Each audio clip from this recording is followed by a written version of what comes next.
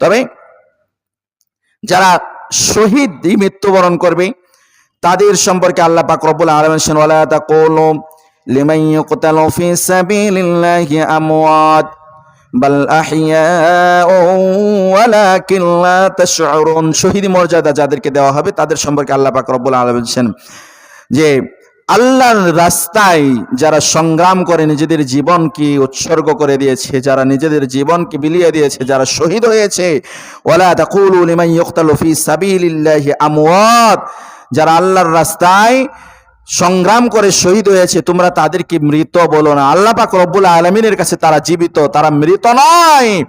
বাল আহইয়াউ, বরং তারা জীবিত। ওয়ালাকিন লা তাশউরুন, তোমরা তা অনুধাবন করতে পারো না। তারা জীবিত, যারা আল্লাহর রাস্তায় সংগ্রাম করে মৃত্যুবরণ করে তারা মৃত্যু নয়, তারা হচ্ছে আল্লাহ পাক রব্বুল আলামিনের কাছে জীবিত, কিন্তু সেটা আমরা অনুধাবন করতে পারি না। এ ব্যাপারে আরো অনেক কোরআন এবং হাদিস আছে।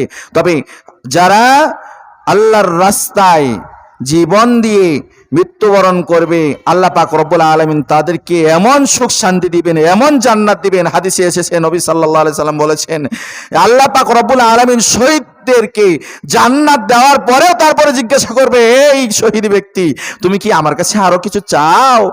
আর কি চাও? তারা বলবে যে না আল্লাহ আমি আর কিছু চাই না। আল্লাহ বলবেন না, চাও আমি তোমাকে দিব, আর কিছু যদি চাওয়ার বাকি থাকে সবই তো দেওয়া হয়েছে, কোনো কিছুই বাকি নাই।